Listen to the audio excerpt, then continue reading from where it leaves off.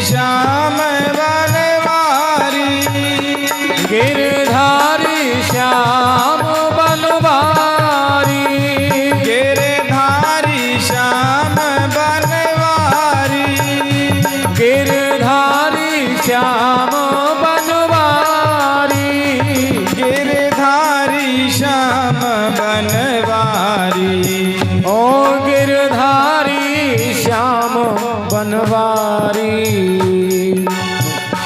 मेरो राधा रमण गिरधारी, गिरधारी श्याम बनवारी, मेरो राधा रमन गिरधारी, गिरधारी श्याम बनवारी, मेरो राधा रमण गिरधारी, गिरधारी श्याम बनवारी, मेरो राधा रमण गिरधारी, गिरधारी श्याम बनवारी, ओ गिरधारी श्याम बनवारी, गिरधारी श्याम बनवारी, हे गिरधारी श्याम बनवारी, गिरधारी श्याम बनवारी, हाँ गिरधारी श्याम बनवारी, गिरधारी श्याम बनवारी।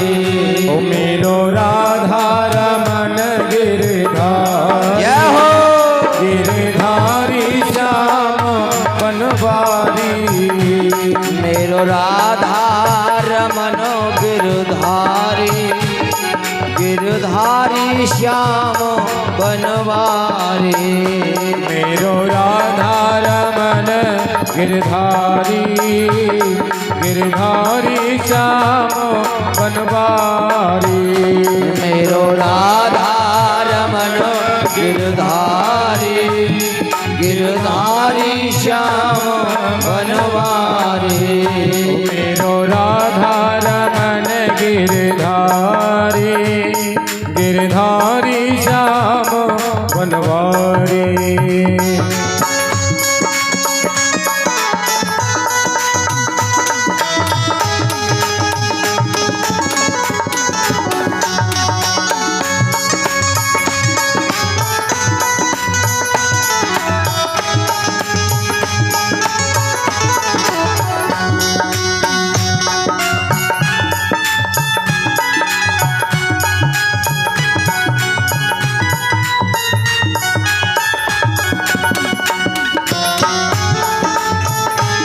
सभी ताली बजाते हुए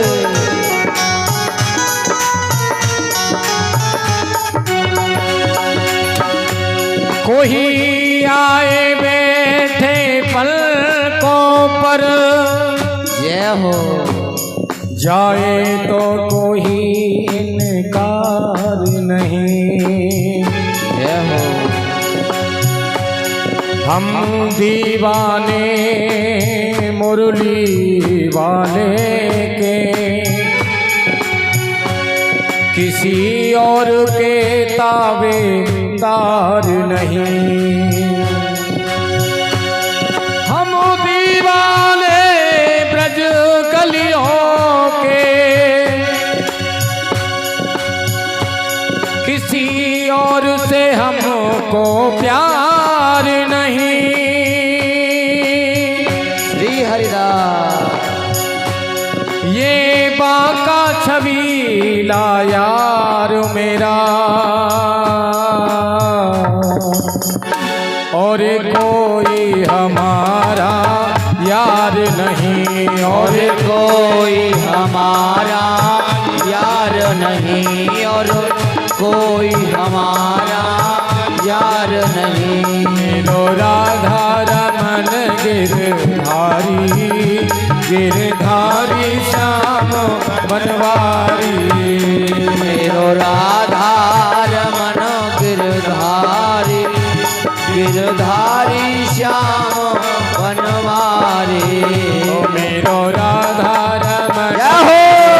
गिरधारी, गिरधारी श्याम बनवारी मेरो राधा रमन गिरधारी गिरधारी श्याम बनवारी हाँ मेरो राधा रमन गिरधारी गिरधारी श्याम बनवारी मेरो राधा रमन गिरधारी गिरधारी श्याम बनवारी गिरधारी श्याम बनवारी गिरधारी श्याम बनवारी गिरधारी श्याम बनवारी गिरधारी श्याम बनवारी गिरधारी श्याम बनवारी गिरधारी श्याम बनवारी उठाइए दोनों हाथ मेरो राधा रमन गिरधारी गिरधारी श्याम बनवारी मेरो राधा रमन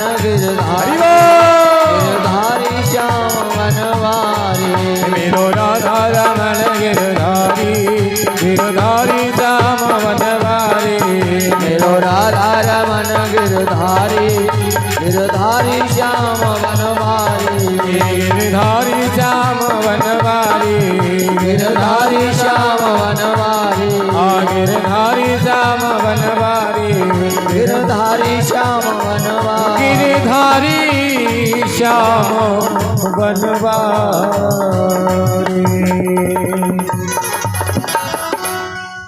बोली गोविंद भगवान की जय हो राधा बेली सरकार की जय हो जय जय श्री राधे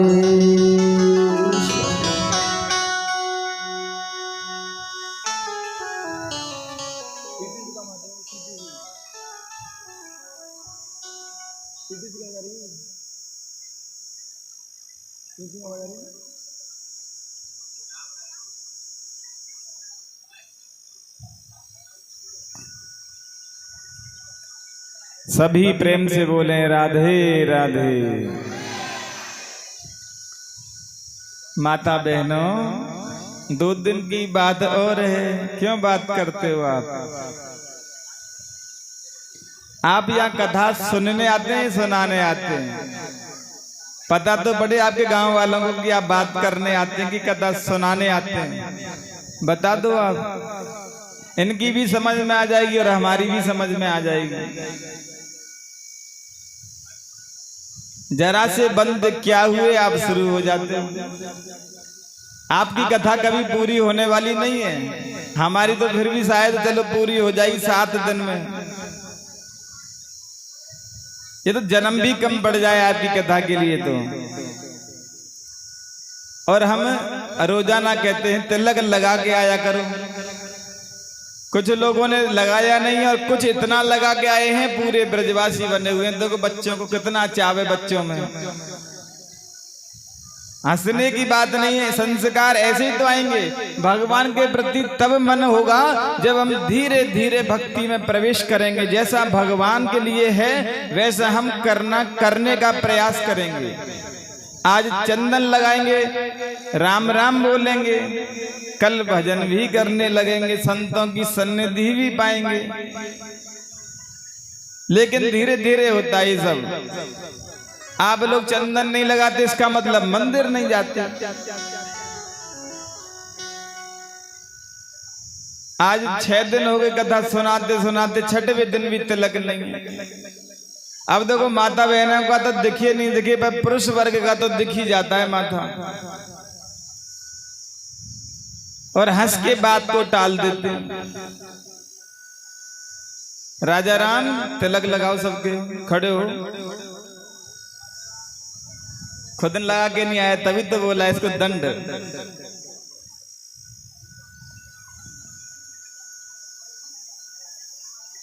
राधे राधे। हाँ, कथा में मन भी देखो ऐसा होता है, चंदन लगाने से क्या स्थिरता बढ़ती है, मन कथा में लगता है। अभी मान लीजिए आपको कोई भगवान का ध्यान करना है, माला जपनी है, तो मस्तिष्क क्या गर्म होता है। चंदन इसीलिए लगाते हैं साधु संत की भगवान का भजन करते करते गर्म नहीं हो जाएगा। शीतलता प्रदान करता, ठंडापन देता है। आप चंदन लगाने से दूर भागते हो, मत भागा करो दूर। इसी से पता चलता है कि आप हिंदू हैं। हिंदू की सबसे बड़ी पहचान तो चंदन है माथे पर। चंदन नहीं है तो आप हिंदू नहीं हो। पहचान तो होती है ना हर व्यक्ति की। पंजाबी को कैसे पहचानेंगे, मुसलमान को कैसे पहचानेंगे, क्रिश्चियन है उसको कैसे पहचानेंगे। सबकी पहचान अलग अलग है। जैसे वस्त्र के सभी अलग अलग पहनावे होते हैं। कहीं धोती कुर्ता पहनते हैं, कहीं सूट पहनते हैं, कहीं साड़ी पहनते हैं, है कि नहीं। तो पहनावे से पहचान हो जाती है ये कौन है, किस धर्म से, जाति से इनका संबंध है। आपको तिलक लगाने में क्यों शर्म आती है? फिर बताना नहीं चाहते कि आप हिंदू हैं। शर्म आती है आपको हिंदू में रहने में। फिर तो मुसलमान बढ़िया, कम से कम तिलक तो नहीं लगाना पड़ता। पर आप मुसलमानों जैसा भी नहीं कर सकते, मूंछ साफ नहीं रख सकते आप लोग। दाढ़ी बड़ी कर लें और मूंछ साफ कर लें, या छोटा पजामा पहन लें, इतना भी नहीं कर सकते। करके देखना, अपने ही घर में छोटा पैंट पहन के देख लेना, एक दिन शर्म आएगी आपको। अब तो फटे पैंट पहन लेते हैं, शर्म कहां से आएगी। विचार करो, आप तिलक क्यों नहीं लगाते हो? देखो, तिलक लगाने का सबसे सीधा सरल उपाय, सुबह स्नान करो और भगवान के मंदिर में जाओ। मंदिर नहीं जा सकते तो घर में बनाया होगा, वहां चंदन लाके रख लो, घिसो और भगवान के लगाओ और अपने भी। पहले भगवान के फिर अपने, बस लग गया। क्योंकि शास्त्रों में लिखा हुआ है कि चंदन जिसके मस्तिष्क पर नहीं लगा हुआ यमराज ही लेने आएगा।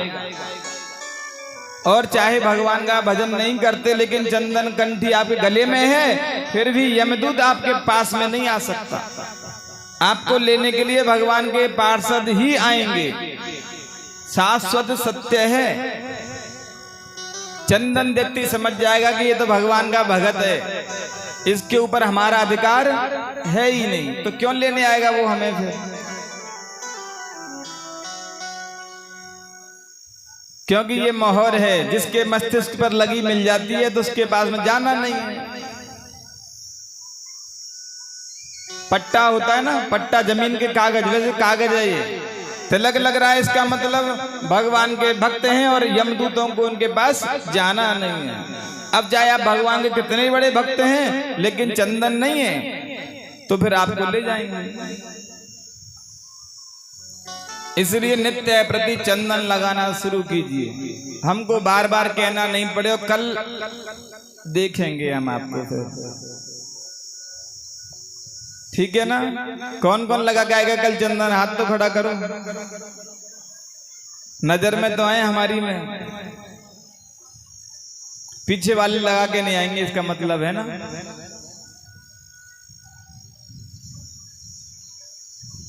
सोचिए, आप शर्म करनी चाहिए। जैसे ड्रेसअप होता है ना, स्कूल में जाते हैं तो स्कूल की ड्रेस पहन के जाते हैं, जाते ही नहीं। ऐसे थोड़ी चल जी कैसे भी कपड़े पहन के स्कूल में।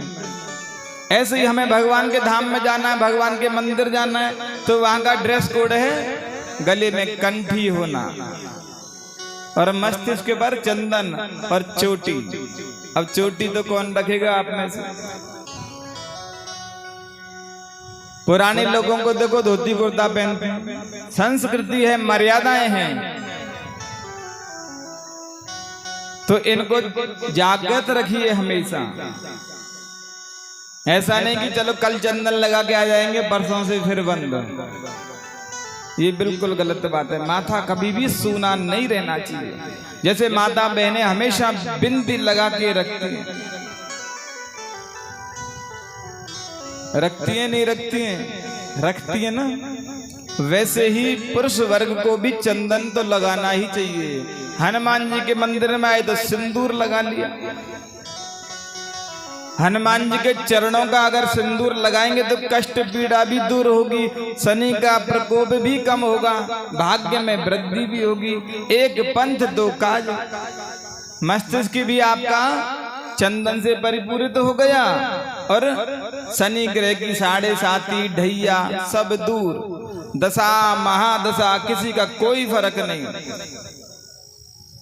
अनायास ही भक्ति हो रही है आपकी, बिना करे ही। सिर्फ आपको मंदिर में जाना है, चरणों में प्रणाम करना है और चरणों का ही सिंदूर लेके अपने मस्तिष्क पर लगाना। अब आप विचार कीजिए कि जो कष्ट पीड़ा है, घर में अशांति बन रही थी, सब धीरे धीरे दूर हो जाएगी और भगवान की कृपा आपके परिवार में होने लगेगी। जाते ना पंडित जी के पास में, महाराज हमारे ग्रह नक्षत्र देखो खराब चल रहे हैं, सुख शांति नहीं है, फिर पंडित जी उपाय बताएंगे तब करेंगे आप। ये साधारण उपाय तो हमारे करने चाहिए, हमें पूछने की जरूरत नहीं है किसी से। लोगों को कहने के लिए सिंदूर भी माथे पर हो गया और भगवान की कृपा भी मिल गई और घर में सुख शांति भी हो गई। तो जो अपने जीवन में शनि का प्रकोप कम करना चाहते हैं, उन्हें हनुमान जी के चरणों का सिंदूर लगाना चाहिए। अब आप सोच लीजिए, शनि की 7.5 कम करनी है या नहीं करनी? क्योंकि शनि ग्रह ऐसा है कि जीवन में तरक्की को अवनति बना देता है, मित्रों से शत्रुता करवा देता है, घर में अशांति करवा देता है, व्यापार बंद करवा देता है। तो बचने का उपाय भी आपका हो जाएगा और आनंद भी हो जाएंगे। प्रेम से बोलें राधे राधे।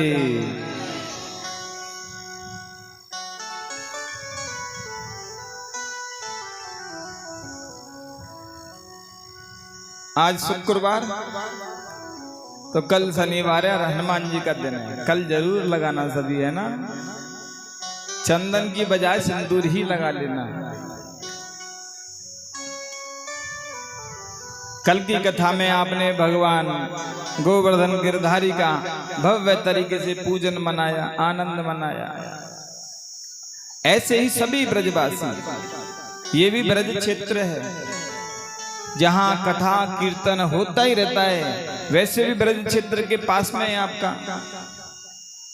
और ब्रज की महिमा केवल ब्रजवासी जानते हैं, उनके अलावा कोई नहीं जानता क्या है ब्रज। रमणे तलेट्यो नहीं कियो न यमुना पार, रे मन तू समझो नहीं ब्रज को तत्व महान। ब्रज की महिमा भी वही व्यक्ति जानता है जिसने रमण रेती में रमण किया है। वहां की रज में जिस व्यक्ति ने रमण किया है वही समझता है कि ब्रज की महिमा क्या है और यमुना जी के जल का पान। तो आप लोग भी संकल्प लीजिए कि वृंदावन तो घूम के आवे। गोवर्धन की परिक्रमा तो सभी ने लगाई होगी, या यहाँ भी कोई वंचित रह गए? किस किस ने लगाई है? हाथ तो खड़ा करके बताओ ना। हाँ, इसमें तो सब आगे हैं, बिल्कुल। बहुत बढ़िया, धन्यवाद। राधे राधे आपके लिए। परिक्रमा तो लगानी चाहिए। राधा रानी की कृपा जो है वो ऐसे मिलती है धीरे धीरे। राधे राधे जपेंगे तभी भगवान गोविंद के दर्शन मिलेंगे, अन्यथा नहीं मिलने वाले। क्योंकि भगवान के पास भक्तों की कमी नहीं है। भगवान ये कहते हैं कि मैंने इतने प्राणी बनाए हैं संसार में, इतने जीव बनाए हैं, लेकिन सब में मुझे मनुष्य अच्छा लगता है। क्योंकि मनुष्य के पास बुद्धि है, विवेक है, धर्म करने की क्षमता है, दूसरों का कल्याण करता। लेकिन उनमें भी जो पढ़े लिखे हैं, जो समझते हैं कथा कीर्तन को, वो ज्यादा अच्छे लगते हैं। और उनमें भी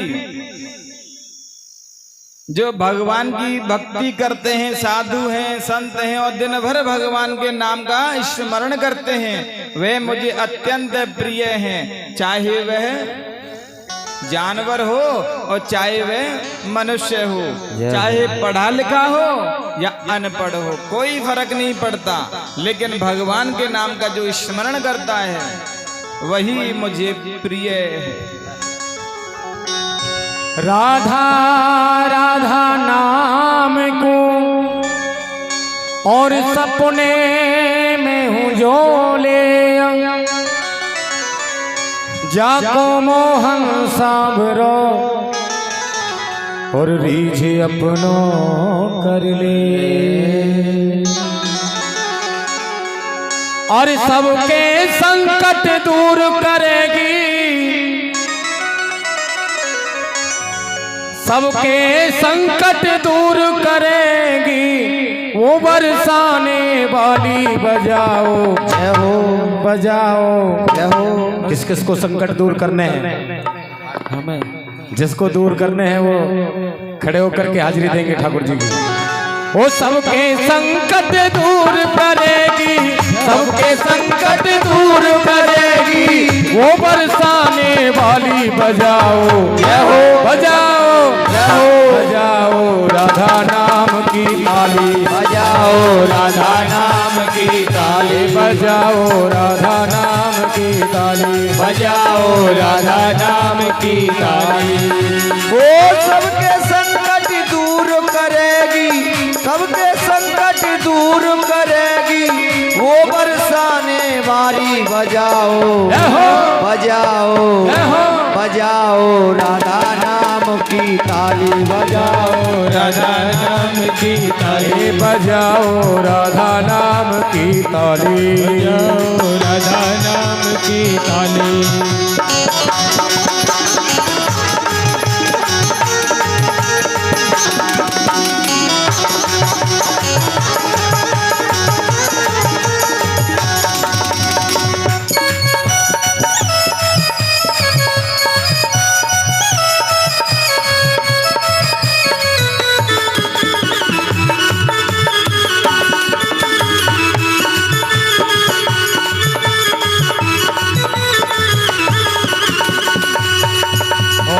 सृष्टि का आधार है राधा, ओ सृष्टि का आधार है राधा, सृष्टि का आधार है राधा, सृष्टि का आधार है राधा, करुणामयी सरकार है राधा, करुणामयी सरकार है राधा, ओ करुणामयी सरकार है राधा, करुणामयी सरकार है राधा। राधा नाम है जिस रचना पर, राधा नाम है जिस रचना पर, राधा नाम है जिस रचना पर, राधा नाम है जिस रचना पर, उसने भक्ति ताली बजाओ, जय हो, बजाओ ना, जय हो, बजाओ राधा नाम की ताली, बजाओ राधा नाम की ताली, बजाओ राधा नाम की ताली, बजाओ राधा नाम की ताली। सबके संकट दूर करेगी, सबके संकट दूर करेगी, हाँ सबके संकट दूर करेगी, सबके संकट दूर करेगी, वो बरसाने वाली बजाओ, जय हो, जाओ जय हो, बजाओ राधा नाम की ताली, बजाओ राधा नाम की ताली।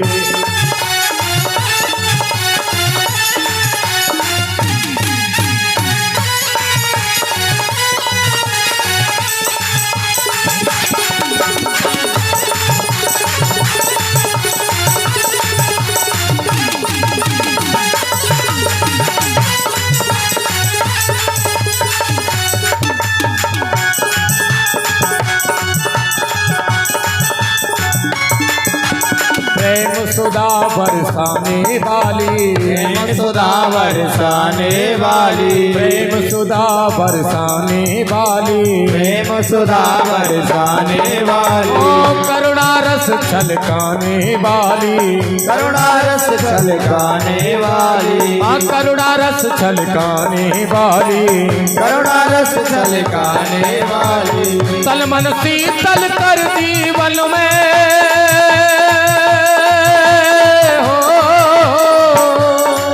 तन मन तन शीतल कर तन में, तन डाली बजाओ, जय हो, जय हो, बजाओ राधा नाम की ताली, बजाओ राधा नाम की ताली, बजाओ राधा नाम की ताली, बजाओ राधा नाम की ताली।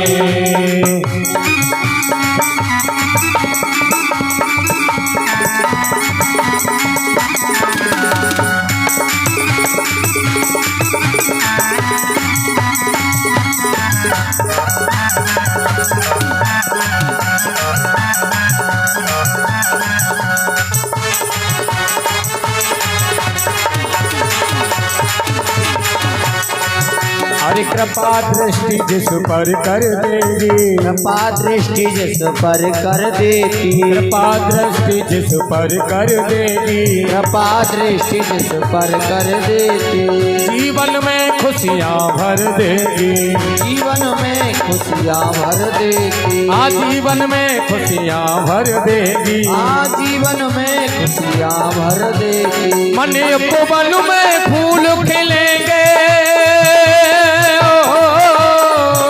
उपवन में फूल खिलेंगे,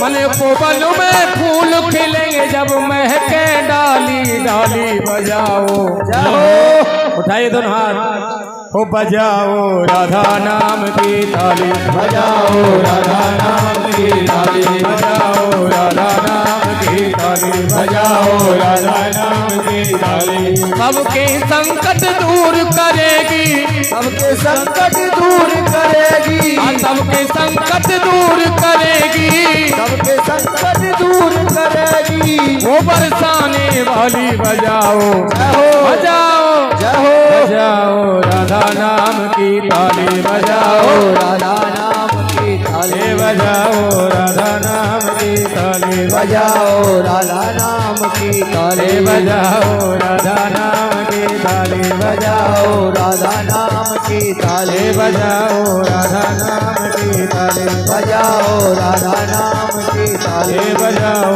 राधा नाम की ताली। बोलिए बरसाने वाली की जय हो, जय जय श्री राधे।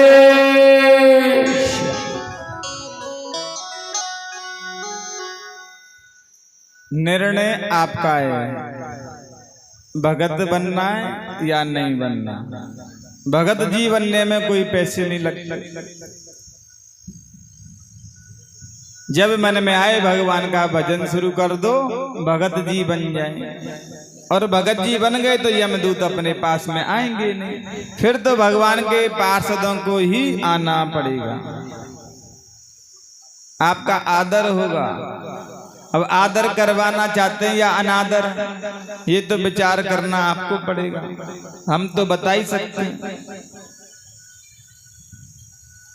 आप लोगों ने जैसे कल पूजन के मधु मंगल वो देख रहा है भगवान को भोजन पाते हुए, मन ही मन सोचता है इनके भगवान तो बहुत बड़े हैं और भोजन करने में लगे हुए हैं। 56 प्रकार के व्यंजन हैं, कहीं ऐसा नहीं हो कि हमें कुछ मिले ही नहीं, क्योंकि ब्राह्मण बालक है। तो ब्राह्मण बालक है तो कुछ मिलना हमें भी चाहिए। और भगवान चारों हाथों से पा रहे थे तो मधुमंगल भगवान के पास में गया, बोला रे लाला एक बात कहूं। बोले बता। तेरे भगवान की जो शक्ल है ना वो बिल्कुल एकदम तेरे जैसी लग रही है। कहा बात है भैया, बता तो सही। बोले नहीं भैया, संसार बहुत बड़ा है, एक जैसी शक्ल के दो चार भी हो ही जाते हैं। मैं नहीं जानता ये कौन है। बड़ा ही भव्य आयोजन चल रहा था, इतने जोर का जोर शोर हो रहा था कि आवाज जो थी वह इंद्रलोक पहुंच गई। नारद मुनि पहुंचे भगवान इंद्र के पास में, कहने लगे महाराज अब तो आपका पत्ता कट गया। बोले क्या हुआ? देखो तो सही ब्रजवासियों को, सब आपका पूजन छोड़ के, हवन छोड़ के गिरिराज महाराज का पूजन कर रहे हैं। सैनिकों को सूचना दी, जाकर के देखो।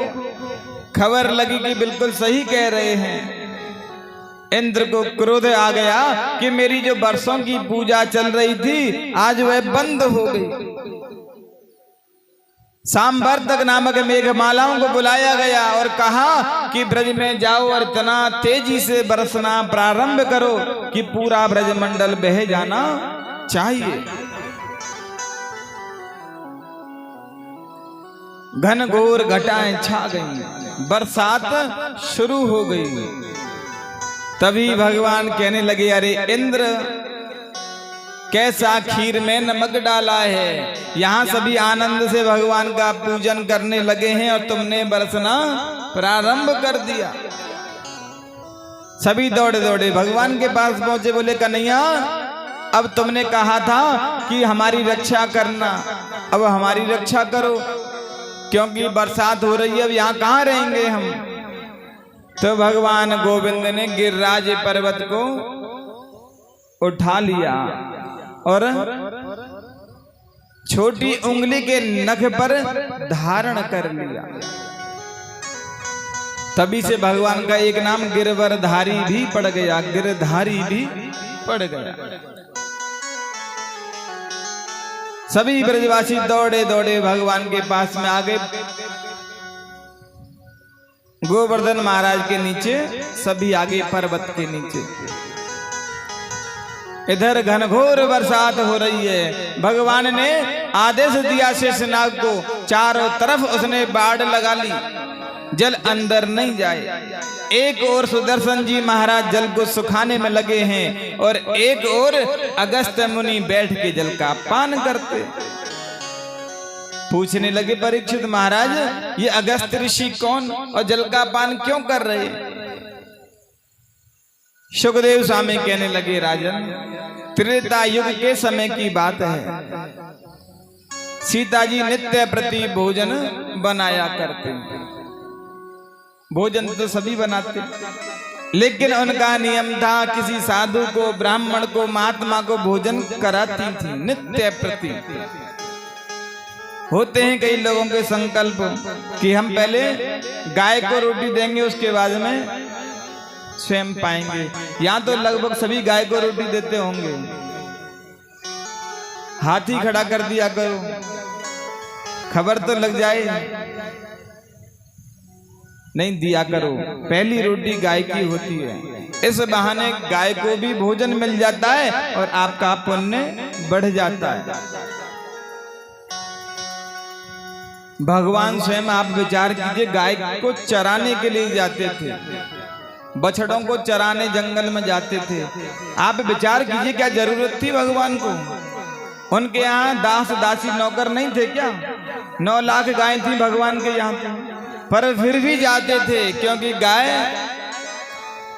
जहां भी रहती है वहां की जो वास्तु दोष होता है उसे दूर कर देती है, नेगेटिव एनर्जी दूर करती है, पॉजिटिविटी बढ़ाती है। और गौमूत्र का छिड़काव भी घर में करना चाहिए। घर में यदि अशांति का माहौल बनता रहता है तो गौमूत्र का प्रतिदिन छिड़काव करना चाहिए।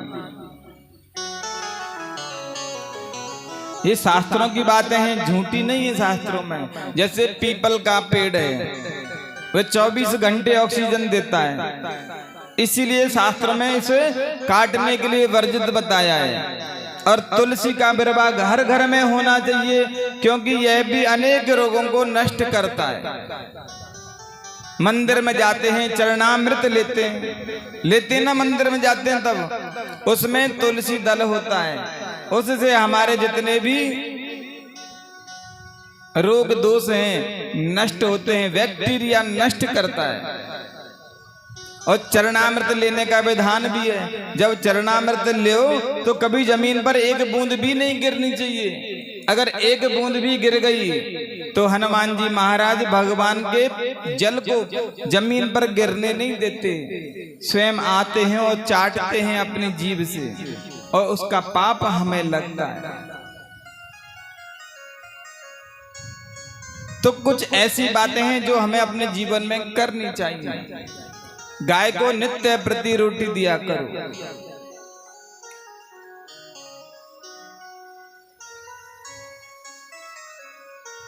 भगवान पर्वत को उठाए हुए हैं, सभी मित्र भगवान के पास में आ गए, अपनी अपनी छड़ी लगा दी। छड़ियां इसलिए लगा दी क्योंकि भगवान अकेले लगे हैं, थक जाएंगे, हार जाएंगे, तो जितने भी मित्र थे सबने अपनी अपनी छड़ी लगा दी। विचार होता है ना, अकेला बालक है, थक जाएगा, हम भी लगा लें। सभी आपस में बात करने में लगे रहे। 7 दिन 7 पर्यंत भगवान ने उठा करके रखा। जो अगस्त्य मुनि हैं वह जल का पान कर रहे थे। एक दिन सीता जी भगवान श्री राम से कहने लगी, प्रभु आपके जितने भी ब्राह्मण आते हैं दुबले पतले से आते हैं, 1-2 फुल्का खाते हैं और हाथ धो लेते हैं। मुझे बिल्कुल अच्छा नहीं लगता क्योंकि मैं बड़े भाव से तो भोजन बनाती हूँ और आप दुबले पतले ब्राह्मणों को बुलाते हैं। कोई ऐसा ब्राह्मण बुलाओ जो कम से कम ढंग से भोजन तो पाए।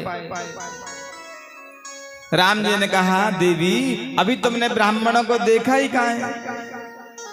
नहीं महाराज, मेरे बिल्कुल मन की इच्छा है कि अच्छा ब्राह्मण आए। तो ठीक है देवी, आपकी इच्छा है। तो आज अगस्त ऋषि का भगवान श्री राम ने ध्यान किया कि महाराज कल आपको हमारे यहाँ भोजन में आना है। अब भगवान का आदेश है तो अगस्त मुनि दूसरे दिन पहुंच गए घर पर। बड़ी भव्य तैयारी करके बैठी थी सीता जी। थाली परोसी गई। थाली को देखते ही अगस्त ऋषि कहने लगे, देवी ये क्या भोजन लेके आई हो? और लेके आओ, थाली में क्या 2 रोटी रख के लाई? 2 फुल्का से क्या होगा? सीता जी ने सोचा कि आए तो अच्छा ब्राह्मण आया है।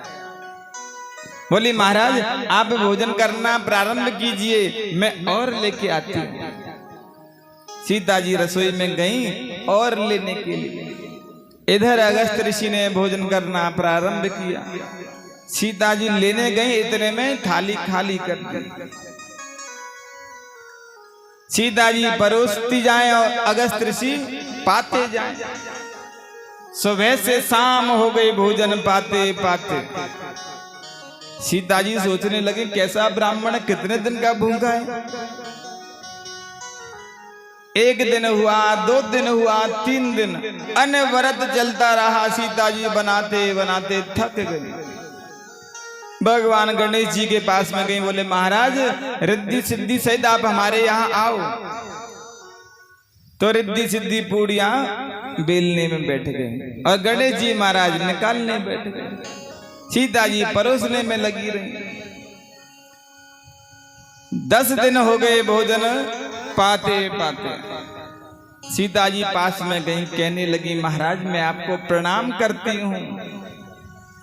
बोले, देवी तथास्तु, लेकिन अभी हम बात नहीं कर सकते क्योंकि भोजन पाने में व्यस्त हैं, भोजन के बाद में बात करेंगे। सीता जी खड़ी होके वहां से आ गई कि अभी तो भोजन पाने में व्यस्त हैं, पता नहीं क्या करेंगे। 17 दिन हो गए भोजन पाते पाते। सीता जी पास में गई, बोली महाराज आप कहो तो थोड़ा जलपान ले आऊं आपको। बोले, देवी अभी हमारा मध्य आया ही नहीं भोजन में, जब मध्यता आ जाएगी तब हम जलपान के लिए बोल देंगे। सीता जी ने सोचा 17 दिन हो गए और मध्यता भी नहीं आई इनकी, बीच नहीं आया अभी भोजन का, बीच कब आएगा? राम जी के पास में गई, बोली महाराज चोखो ब्राह्मण बुलायो तुमने, 17 दिन है गए भोजन पाते पाते, श्रद्धा की तो कमर ही तोड़ के रख दी। भगवान ने इशारा किया कि महाराज इतना ही काफी है। 18वें दिन डकार ली के, देवी थोड़ा जलपान कराओ। सीता जी पास में आके हाथ जोड़ी, बोली महाराज इतना जल हमारे यहाँ पर नहीं है, क्योंकि आप घड़े तो प्रसन्न होने वाले हैं नहीं, टैंकर 2 टैंकर मंगवाने पड़ेंगे। बोले महाराज इतनी व्यवस्था हमारे यहाँ पर नहीं है।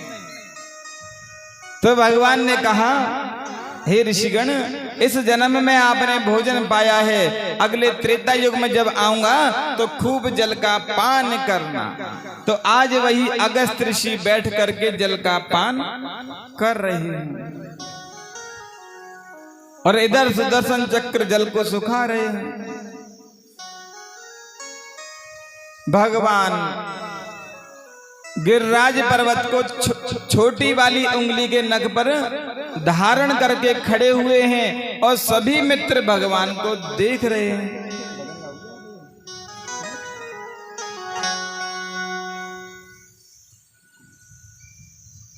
तो सभी मित्र कहने लगे, अरे कन्हैया तू थक गया होएगो, नेक जरा विश्राम कर ले भैया।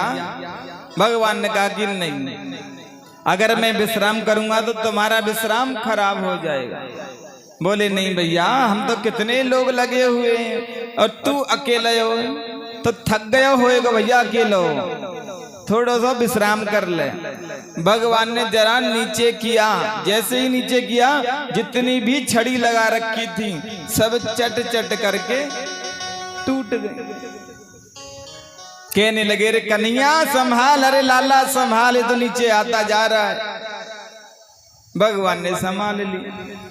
पूछने लगे भगवान के छोटे छोटे मित्र, अरे कन्हैया एक बात बता, हम इतने लोग मिलके इसे रोक नहीं पा रहे और तेने अकेले ने रोक रखे,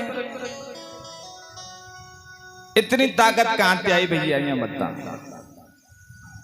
तो भगवान कहने लगे, कछु माखन को बले बढ़ो, कछु गोपन करी सहाय, राधे रानी की कृपा सो मैंने गिरवर लियो उठा।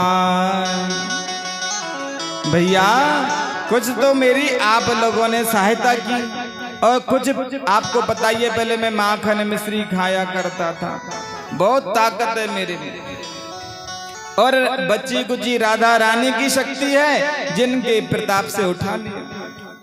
मित्रों ने कहा, भैया माखन खाया वो तो ठीक है, पर हमने तेरी कहाँ सहायता करी, या बात है बता। बोले आप लोग मुझे देख रहे हो ना, तो आपकी जो ताकत है मुझ में आ गई। तो मधुमंगल कहने लगा, तभी तो हम कह रहे हैं आजकल कमजोर कैसे है गए। अरे कन्हैया तू पहले माखन चुराता था और आजकल शक्ति भी चुराने लगा। 7 दिन हो गई बरसात होते होते। 7 दिन के बाद में इंद्र ने अपने सैनिकों को भेजा कि जाकर के देखो तो सही, यदि पूरा ब्रजमंडल बह गया हो तो जल बरसाना बंद कर दे। सैनिक गए तो क्या देखते हैं, धूल उड़ रही है, पहले जैसा ही माहौल, पानी की एक बूंद भी नहीं। जाकर के सूचना दी, महाराज वहां तो कुछ भी जल नहीं। इंद्र ने सोचा कि 7 दिन से लगातार बरसात और फिर भी एक बूंद नहीं है, कहां गया सारा जल। ध्यान लगा करके जब इंद्र ने देखा तो पता चला ये साक्षात जगदीश हैं। इंद्र लोक से दौड़ता दौड़ता भगवान के पास में आया, चरणों में दंडवत प्रणाम किया, प्रार्थना करने लगा भगवान से, और भगवान ने तुरंत ही उसे क्षमा कर दिया।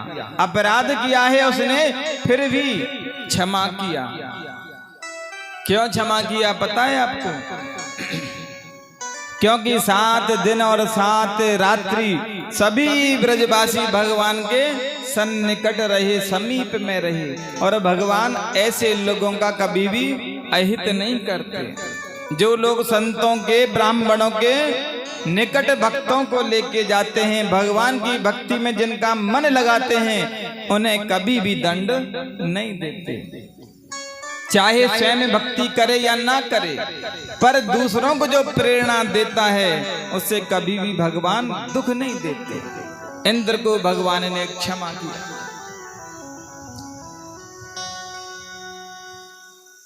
उसी दिन से श्री गिरिराज महाराज के पूजन की परंपरा प्रारंभ हो गई और यात्रा भी प्रारंभ हो गई। वैसे तो हर महीने ही जाना चाहिए, बहुत पास में है आपके।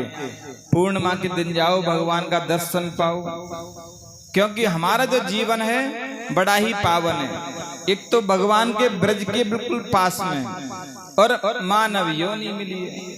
ब्रज क्षेत्र हमारे पास में, अगर वहां तेजी से हवा भी चलेगी तो वहां के रज के कण यहाँ तक उड़ के आ जाएंगे। है क्या नहीं कृपा? यदि बंबई में होते तो वहां मिट्टी के कण पहुंच सकते हैं क्या?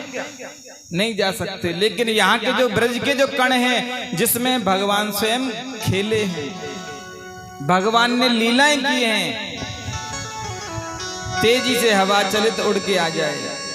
ब्रज 84 कोस की परिक्रमा एक देत, लख 84 योन के संकट हरि हर ले। जय जय ब्रज भूमि, जय जय ब्रज भूमि, जय जय ब्रज भूमि, जय जय ब्रज भूमि, ओ जय जय ब्रज भूमि, जय जय ब्रज भूमि, जय जय ब्रज भूमि, जय जय ब्रज भूमि। चारों धामों से निराला ब्रज धाम के दर्शन कर ले ओ जी। चारों धामों से निराला ब्रज धाम के दर्शन कर लो जी। ओ चारों धामों से निराला ब्रज धाम के दर्शन कर ले ओ जी।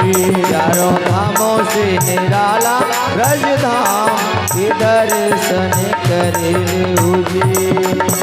दर्शन कर ले ओ, बंधन कर ले ओ, दर्शन कर ले ओ, बंधन कर ले ओ, दर्शन कर ले ओ, सुमिरन कर ले ओ, दर्शन कर ले ओ, सुमिरन कर ले ओ, बंधन कर ले ओ जी।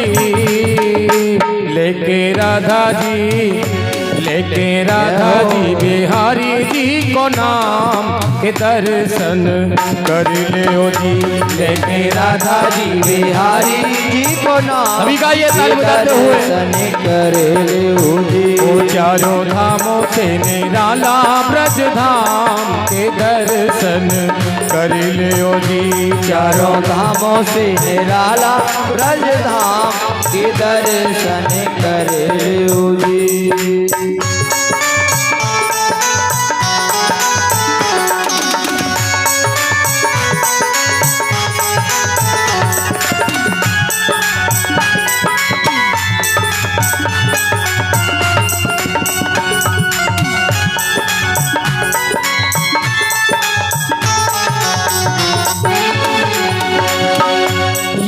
मथुरा नगरिया जय बोलो, ये है मथुरा नगरिया जय बोलो, ओ यहाँ जन्मे सवरिया जय बोलो, ओ यहाँ जन्मे सवरिया जय बोलो।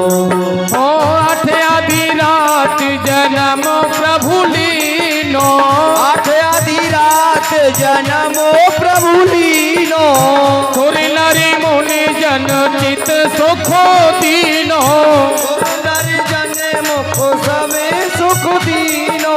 झोली झंडा पाल की जय कन्हैया लाल की, ओ झोली झंडा पाल की जय कन्हैया लाल की। बचन दियो तो प्रभु पूरन तीनों श्री विष्णु बने हैं घन श्याम के दर्शन कर ले ओ जी।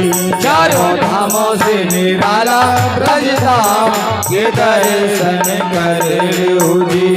ओ दर्शन कर ले ओ, सुमिरन कर ले ओ, दर्शन कर ले ओ, सुमिरन कर ले ओ, दर्शन कर ले ओ, सुमिरन कर ले ओ, बंधन कर ले ओ जी। लेके राधा जी बिहारी जी को नाम के दर्शन कर ले ओ जी। लेके राधा जी बिहारी जी को नाम के दर्शन कर ले ओ जी।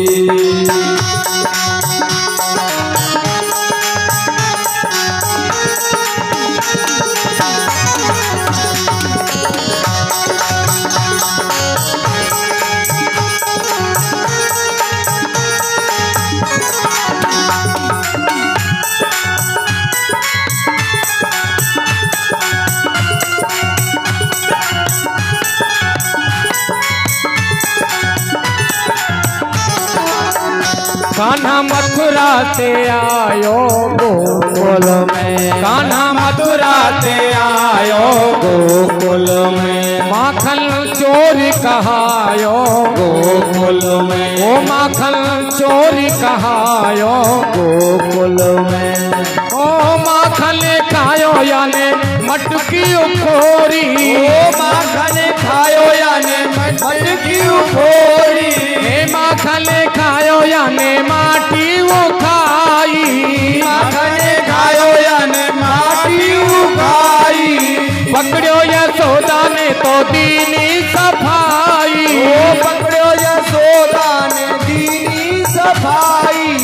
मैया मोरी कसम तोरी, मैया मोरी कसम तोरी, मैं नहीं माखन खायो। ए माखन खायो याने माटी उखाई, माखन खायो याने माटी उखाई। पकड़ो यशोदा ने दीनी सफाई, पकड़ो यशोदा ने दीनी सफाई। मुख में दियो है ब्रह्मांड दिखाई, ऐसे मोहन को सहस्र प्रणाम हे दर्शन कर ले ओ जी। चारों धामों से निराला ब्रज धाम के दर्शन कर ले ओ जी। हो दर्शन कर ले ओ, सुमिरन कर ले ओ, दर्शन कर ले ओ, सुमिरन कर ले ओ। दर्शन कर ले ओ, सुमिरन कर ले ओ, बंधन कर ले ओ जी। उठाई दोनों हाथ, लेके राधा जी बिहारी जी को नाम के दर्शन कर ले ओ जी। लेके राधा जी बिहारी जी को नाम के दर्शन कर ले ओ जी। चारों धामों से निराला ब्रज धाम के दर्शन कर ले ओ जी। चारों धामों से निराला ब्रज धाम के दर्शन कर ले ओ जी। ओ चारों धामों से निराला ब्रज धाम के दर्शन कर ले ओ जी।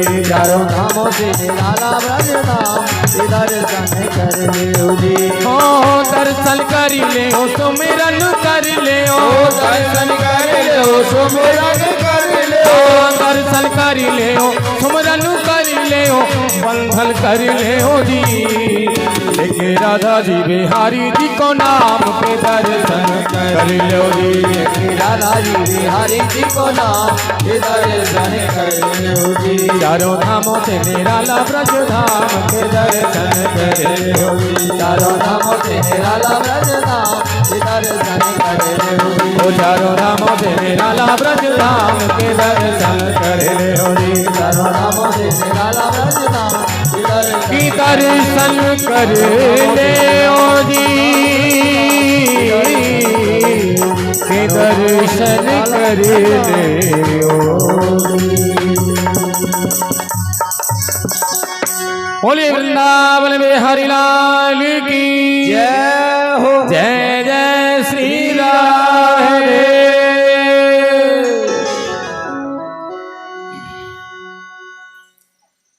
ब्रज की महिमा बड़ी भारी बताई है शास्त्रों में। और प्रत्यक्षता के लिए एक बात बताऊं आपको, जो लोग वृंदावन गए हैं, वृंदावन में संत हैं अभी प्रेमानंद जी महाराज, राधा रानी जी के इतने बड़े भक्त जिनकी 17-18 वर्षों से दोनों किडनी खराब है। 17-18 वर्षों से नित्य प्रति उनका ब्लड जो है साफ किया जाता है।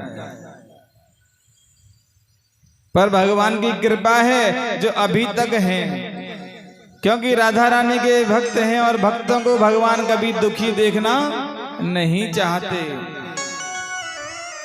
कोई पुरानी कहानी नहीं है, अभी की है, आप जाकर के मिल भी सकते हैं उनसे।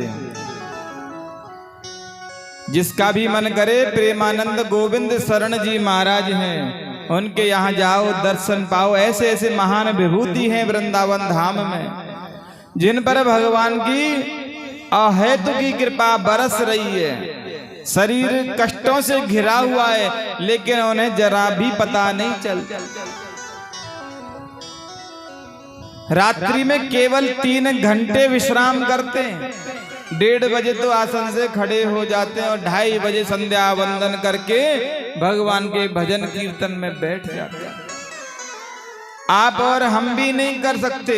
स्वस्थ पुरुष की भी इतनी हिम्मत नहीं कि 3 घंटे विश्राम करे और 21 घंटे बैठा रहे, और उसमें भी उनकी किडनियां खराब, शरीर कष्टों से घिरा हुआ। भक्तों का दिन भर आना जाना लगा रहता है, पर जरा भी चेहरे पर सिकन नहीं आती। जाकर के मिलना कभी, हमेशा मुस्कुराते हुए रहते। ऐसी ऐसी महान दिव्य विभूति हैं जिन पर भगवान की कृपा बरस रही है। राधा जी के नाम की महिमा कोई यूं ही नहीं गाई गई, कुछ है। मीराबाई भगवान गोविंद के नाम के सहारे राजपाट के वैभव को छोड़ करके वृंदावन पहुंची। कुछ है तभी तो गई। अब हमको सब कुछ पता है, लेकिन भजन नहीं करते, फिर भी जानते हुए भी हम इसमें जाना नहीं चाहते। समझते हैं लेकिन करना नहीं चाहते। अब आप बताओ, आपको पता है कि भोजन सामने रखा है, इसको पाने से भूख मिट जाएगी, और पाए नहीं, केवल देखते रहें आप उसे, तो क्या आपकी भूख शांत होगी? नहीं होगी ना। तो ऐसे ही आप लोग जानते तो हैं कि भगवान का भजन ही सब कुछ करने वाला, लेकिन फिर भी नहीं करते। केवल जानते हैं हम कि हाँ क्या क्या होता है। और कई लोग तो ऐसे भी मिलते हैं जो आते हैं कथाओं में, ऐसे पूछते हैं कि महाराज एक बात बताओ, राम जी के फूफा जी कौन है? अब राम जी के फूफा जी क्या उनको कल्याण करने वाले? ये नहीं पूछेंगे कि भगवान के चरणों में हमारा मन कैसे लगेगा, कुतर्क ढूंढ के लाएंगे। महाराज राम जी धरती पर कितने वर्ष रहे, कितने बेटे, बेटों ने आगे चल करके क्या किया, कहां कहां रहने लगे। और शास्त्र कहते हैं कि संतों के महंतों के पास में जाओ, कभी भी व्यर्थ के प्रश्न मत करो कि यहाँ हमें फैक्ट्री चलेगी, व्यापार चलेगा, घर में कोई बात नहीं मानता। इन बातों से क्या मतलब है? संतों के पास में जाओ तो केवल एक ही प्रश्न होना चाहिए, भगवान के चरणों में हमारा मन कैसे लगेगा।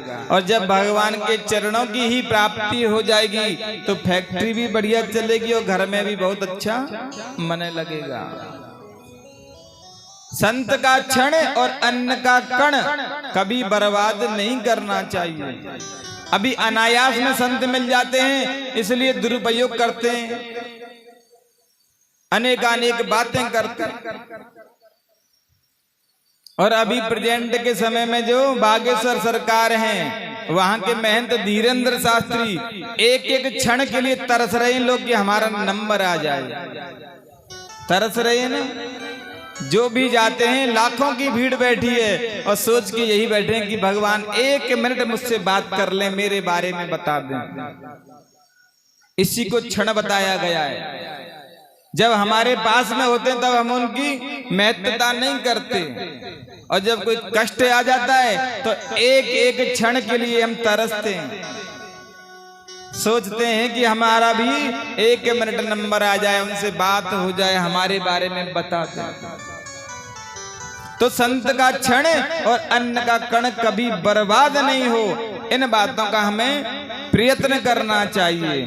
केवल भगवान के चरणों की बात करनी चाहिए, क्योंकि जिस जगह भगवान आ जाते हैं वहां सब जगह आनंद ही आनंद होता है। एक बार एक राजा ने पूरे शहर में मुनादी करवाई कि कल प्रातः काल होते ही जो भी व्यक्ति मेरे जिस सामान पर हाथ रख देगा वह सामान उसी का हो जाएगा। 3 बजे से भीड़ लगने लग गई। किसी ने खजाने पर हाथ रख दिया, किसी ने घोड़ों के ऊपर हाथ रखा, किसी ने महल पर रखा। जिसको जो भी भाता, चाहे वो बगीचा हो, चाहे पेड़ हो, चाहे रथ हो, जिसकी जितनी इच्छा थी उसने उस पर हाथ रखा। लेकिन एक छोटी सी कन्या आई और उसने जाकर के राजा का ही हाथ पकड़ लिया। अब जितने भी लोगों ने जिस सामान पे हाथ रखा था सब उनसे वापस ले लिया और कहा कि जिसका धन है उसी को किसी कन्या ने ले लिया, तो पूरा धन समेत राजा भी इस कन्या का और संपत्ति भी इस कन्या की। तो आप धन के पीछे क्यों भागते हैं? धन के मालिक के पास जाओ। अगर धन का मालिक आपके पास में आ जाएगा तो धन की कमी कहां रहेगी फिर। लेकिन हम धन के पीछे इसलिए भागते हैं क्योंकि माया बड़ी कठिन है, पार जाने ही नहीं देती, भगवान का भजन करने ही नहीं देती। जब भगवान का भजन करने बैठते हैं तो दुनिया नजरों में घूमती है, मन ही मन दुनिया घूमती है, जाने कहां कहां की बातें याद आती हैं,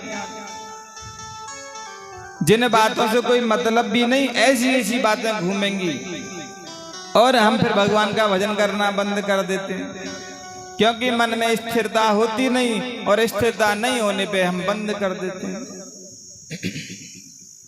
लेकिन आपने एक बात का विचार नहीं किया कि जब हम माला लेके बैठते हैं तो दुनिया नजरों में क्यों घूमती है, संसार क्यों घूमता है, अनेकानेक बातें क्यों याद आती हैं। क्योंकि जब हम 1 दिन 2 दिन 4 दिन 10 दिन करेंगे तो स्थिरता नहीं बनेगी।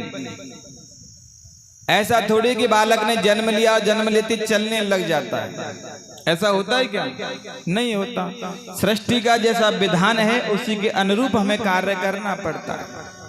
आज हम भगवान का भजन करेंगे 10 मिनट तो कल 11 मिनट अपने आप हो जाएगा, स्वतः ही उसमें समय बढ़ जाएगा, मन लगे या नहीं लगे। लेकिन मन कब तक नहीं लगेगा भगवान के चरणों में? जब तक स्थिरता नहीं बनेगी। और जब हम प्रतिदिन भगवान की माला जपने के लिए बैठेंगे, भजन करने बैठेंगे, महीने 2 महीने 6 महीने करेंगे तो स्वतः ही स्थिरता बनने लग जाएगी। जैसे हम विद्यालय में पढ़ने जाते हैं, ऐसा तो नहीं कि जाते ही हम 10वीं क्लास को पढ़ के आ जाएंगे, धीरे धीरे पढ़ते हैं। आज छोटे आ बड़ा पढ़ेंगे, कल ABCD पढ़ेंगे, फिर गणित के बारे में 1 2 3 पढ़ेंगे, फिर इंग्लिश में पढ़ेंगे, ऐसे धीरे धीरे करके CD by CD। वैसे ही भगवान के यहाँ भी CD by CD चलना पड़ता है, पर इसमें एक ही CD है, भजन।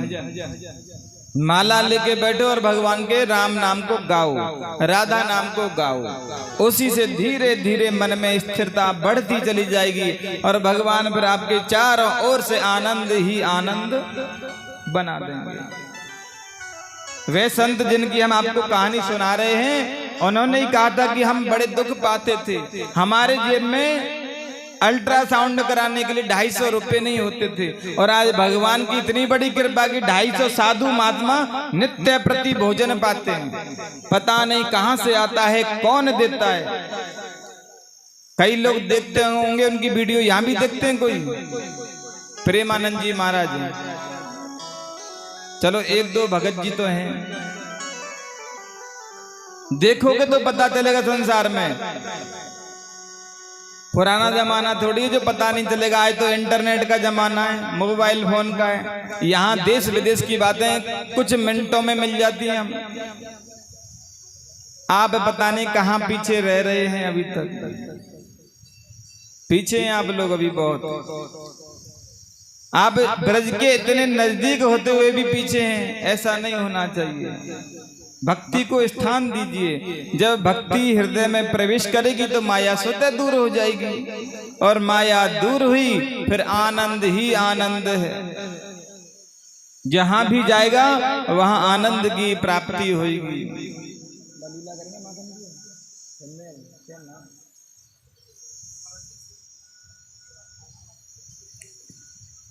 तो आपको केवल भगवान का भजन करना है, मंदिर नित्य प्रति जाना है और माला जपनी है। उसको करने से धीरे धीरे भगवान में मन लगने लग जाएगा, स्वतः ही भक्ति हो जाएगी और आनंद हो जाएंगे, ठाट बाट हो जाएंगे। जो भी आपकी कामना है वह पूरी होने लग जाएगी, सभी कष्ट दूर हो जाएंगे। लेकिन भक्ति भाव से करना है।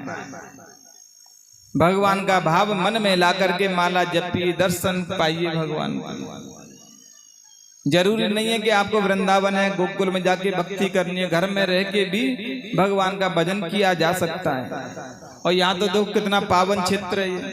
ये जो कथा हो रही है खाली स्थान है, यहाँ आनंद से आओ, कथा करो, कीर्तन करो, भजन करो।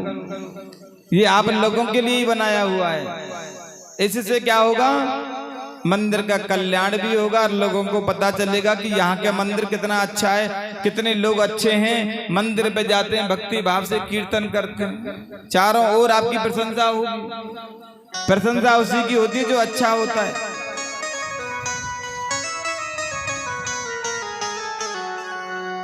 आज भगवान गोविंद अपने सभी ग्वाल मित्रों को लेकर के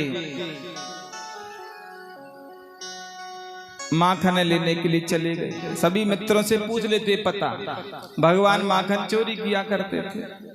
चोरी करना नहीं था, वो सुना होगा आपने, चोरी करते थे, लेकिन चोरी करना नहीं था।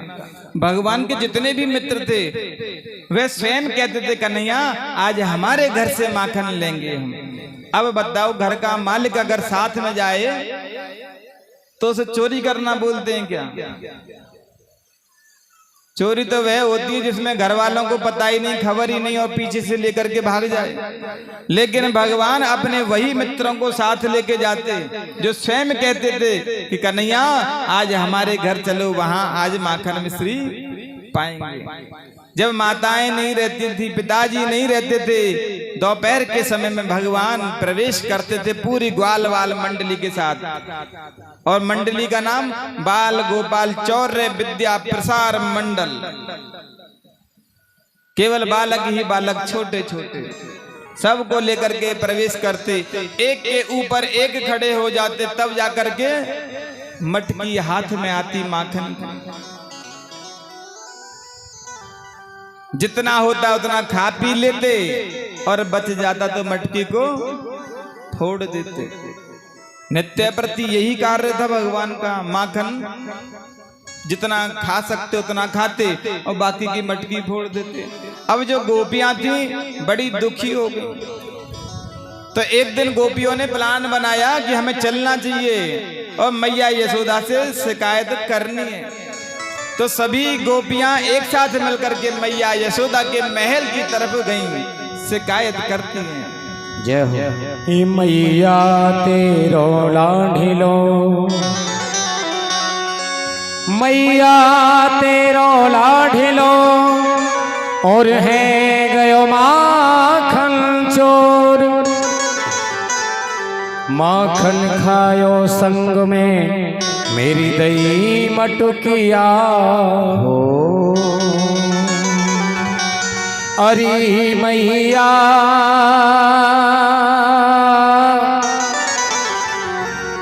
अरे मैया कन्हैया की,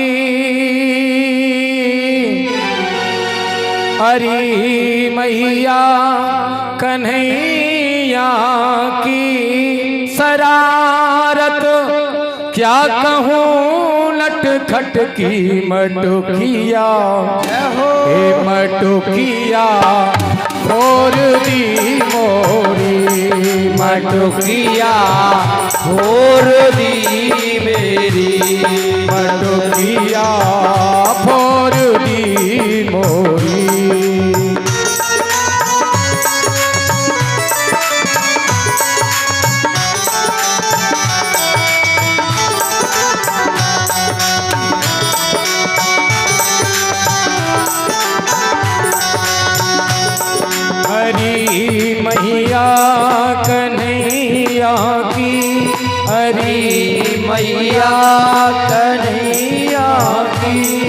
शरारत क्या कहूँ नटखट की मटुकिया फोड़ दी मोरी मटुकिया फोड़ दी मोरी ये आकर पीछे से छिपके से ये आकर पीछे से चुपके से तेरे इस छलिया ने कान्हा ने गगरिया फोड़ दी मोरी गगरिया फोड़ दी मोरी ओ मटुकिया फोड़ दी मोरी मटुकिया फोड़ दी मोरी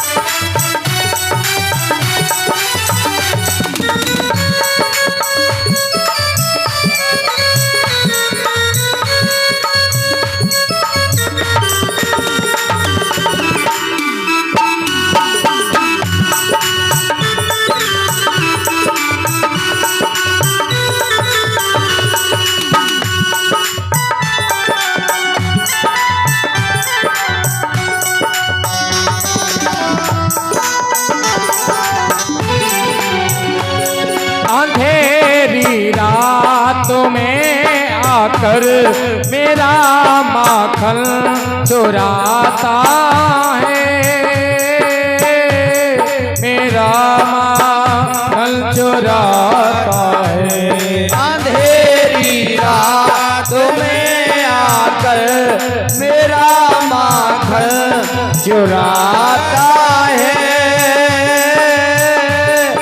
मेरा माखन चुराता है अंधेरी रात में आकर मेरा माखन चुराता है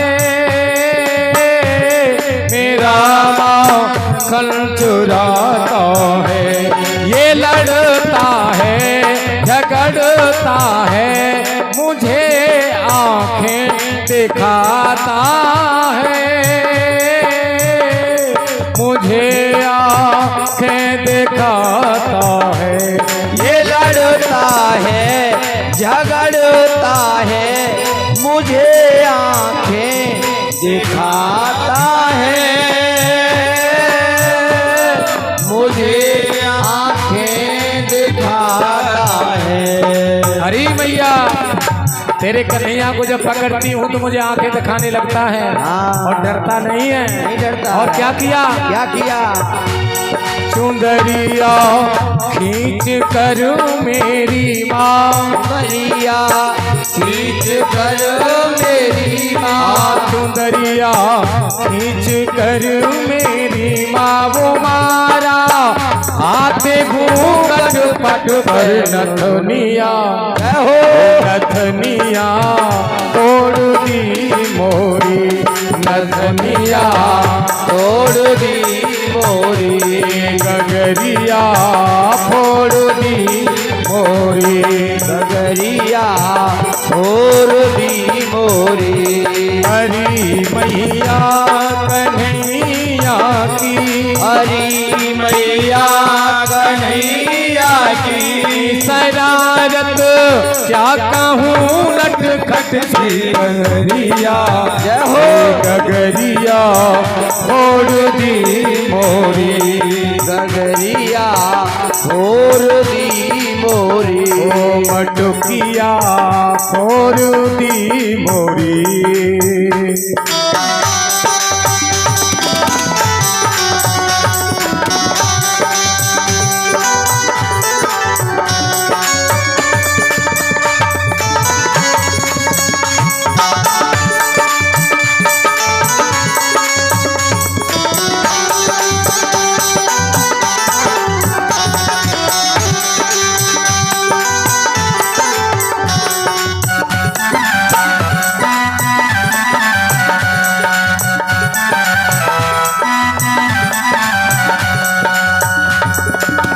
कन्हैया कहने लगे मैया क्या मेरा खोट नहीं है। हाँ क्यों क्यों फंसा कर मुझको बातों में, फंसा कर मुझको बातों में, सदा घर पर बुलाती है,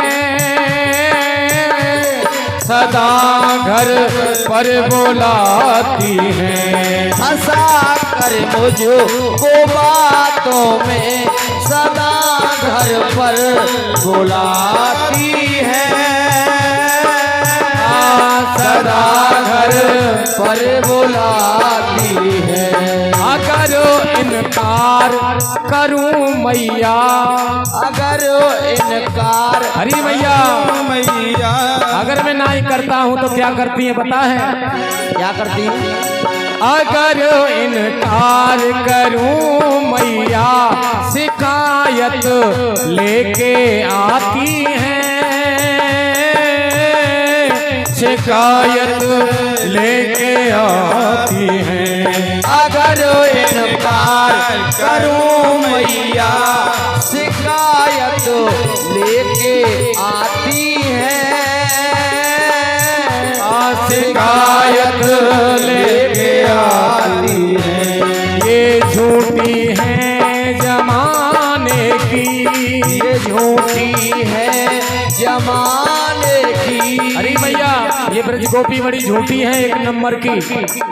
और क्या करती है मेरे साथ हम पता है? क्या करती है? ये झूठी है जमाने की, मिली थी मुझको ये पनघट पर। क्या कर दिया? क्या कर दिया?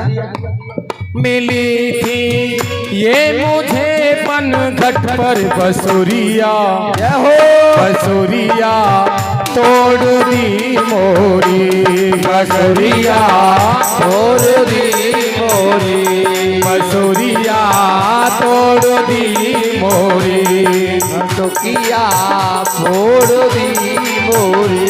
हरी मैया कन्हैया की, हरी मैया कन्हैया की शरारत क्या कहूँ नटखट सी गगरिया फोड़ दी मोरी, गगरिया फोड़ दी मोरी, मटुकिया फोड़ दी मोरी, मटुकिया फोड़ दी मोरी, गगरिया फोड़ दी मोरी, गगरिया फोड़ दी मोरी, मटुकिया फोड़ दी मोरी, मटुकिया फोड़ दी मोरी।